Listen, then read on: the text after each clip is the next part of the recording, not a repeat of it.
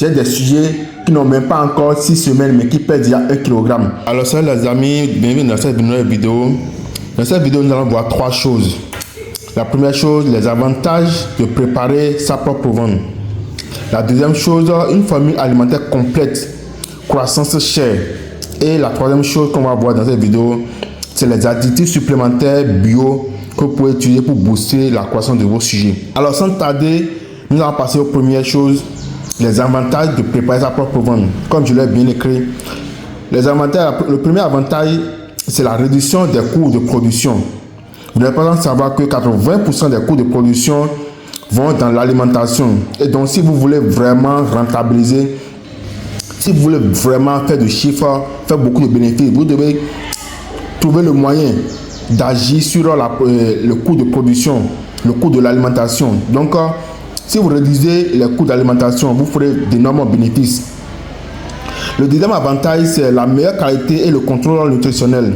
Ça veut dire quoi? Ça veut dire que vous avez le contrôle total sur les ingrédients que vous utilisez et leur qualité. C'est-à-dire que c'est vous-même vous définissez les ingrédients que vous voulez utiliser et c'est vous-même qui définissez les qualités et de grâce. Prenez les ingrédients de bonne qualité. Et la deuxième chose, c'est la possibilité d'ajustement des compositions en fonction de vos attentes. Les ajustements varient en fonction des attentes. Ça peut être la production des œufs, ça peut être la production de la chair, ça peut être les poussins, peu importe. Mais c'est en fonction de votre objectif que vous pouvez ajuster les composants de votre pour vendre. La troisième chose à retenir comme avantage, c'est l'amélioration de la productivité. C'est-à-dire que vous avez, en préparant votre propre vente, vous avez une meilleure rentabilité. D'accord? Donc vous rentabilisez énormément. Vous donnez de l'aliment équilibré à vos sujets. Une autre chose, c'est que vous réduisez les risques d'intoxication alimentaire. Et aussi la réduction de la mortalité. Si vous préparez votre propre vente, vous avez le contrôle sur l'amélioration de votre productivité. Un autre avantage, c'est l'indépendance des fournisseurs. C'est-à-dire que, vous savez, des fois, le prix de la provence peut baisser à n'importe quel moment.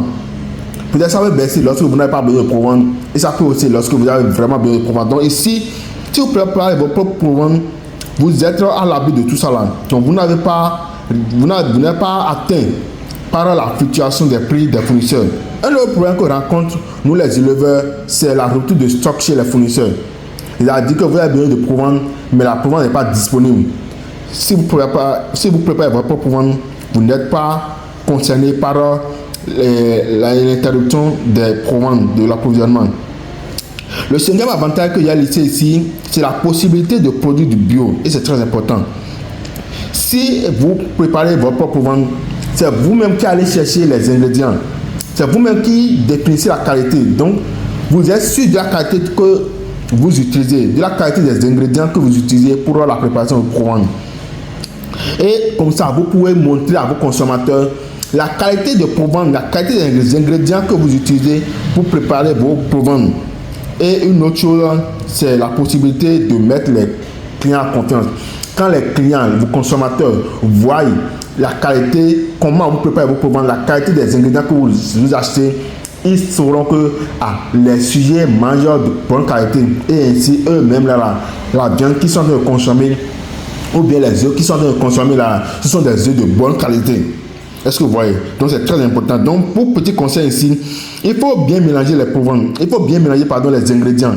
C'est-à-dire que quand vous voulez préparer, vous mixez correctement les ingrédients constitués dans la provence. Une autre chose, c'est d'assurer d'utiliser des ingrédients de bonne qualité, des ingrédients frais. Ce n'est pas des ingrédients non secs. Je ne veux pas dire. Si je dis des ingrédients frais, c'est-à-dire des ingrédients qui sont encore valides, qui ne sont pas encore pourris, vous voyez, et de bonne qualité. D'accord? Si vous voulez prendre du maïs, prenez de bonne qualité de maïs. N'allez pas juste prendre des maïs concassés que les bonnes dames vendent, mais achetez des maïs de très bonne qualité, ça va vous aider. Et aussi, il en a de même pour le soja et pour autres. Et maintenant, le troisième conseil que je vais vous donner, c'est de stocker les proventes dans un endroit sec. C'est-à-dire que la provente, pour qu'elle conserve sa teneur en nutriments, doit être éloignée de tout endroit humide. Donc, vous devez vraiment éloigner votre provente de tout endroit humide en maintenant l'endroit de stockage sec. Alors, nous allons passer à la formule alimentaire. Ici, c'est la formule alimentaire de croissance chère. De croissance chère pour ceux-là qui désirent produire des sujets pour la consommation, c'est-à-dire la bataille pour la consommation. Alors, vous pouvez le voir ici, j'ai mis les ingrédients ici et les quantités en kilogrammes. Mais vous allez voir que normalement, ça excède un peu légèrement 100 kg à cause du sel et du méthionine et aussi de l'huile. Mais ça, c'est pas un problème. C'est une formule que moi j'utilise pour la production de mes sujets et je peux vous assurer que ça donne de très bons rendements. C'est des sujets qui n'ont même pas encore 6 semaines mais qui pèsent déjà 1 kg. Oui, dans ma ferme. Donc, c'est la formule que moi-même j'utilise. Alors, pour le maïs, vous allez utiliser 60 kg de maïs. Le tourteau de soja, 20 kg de tourteau de soja. Vous pouvez aussi utiliser le soja torréfié. Le son de blé, vous utilisez 7 kg. La farine de poisson, 5 kg. Coquille d'huître, 3 kg. Et concentré chair, 5 kg. Le sel de cuisine, 0,25 kg. Méthionine et lydine, c'est facultatif, 0,25 kg. Et puis l'huile de palme, 600 ml. Donc avec ça là, vous pouvez déjà produire 100 kg de provente pour vos sujets. Maintenant, les additifs. Ici, ce sont des additifs que on ne prête souvent pas, mais qui sont très importants pour le boostage, la croissance, la prise de poids, la bonne conversion alimentaire de vos sujets, surtout quand vous avez des sujets à engraisser. Alors, pour 100 kg de provence, vous aurez besoin de 1 kg de poudre de la feuille de moringa. Vous connaissez bien la feuille de moringa, on n'a plus à démontrer. La feuille de moringa a plusieurs vertus. Donc, vous faites la poudre. Vous pouvez sécher les feuilles de moringa à l'ombre et faire la poudre pour utiliser. Et vous ajoutez 500 g de poudre de l'ail. Vous connaissez l'ail qu'on utilise pour faire la cuisine. Maintenant, 500 g de poudre de cola. C'est le cola qu'on mange et que souvent, si vous êtes au Bénin, vous allez voir, il y a des jeunes filles qui vendent ça dans les feux tricolores. Voilà.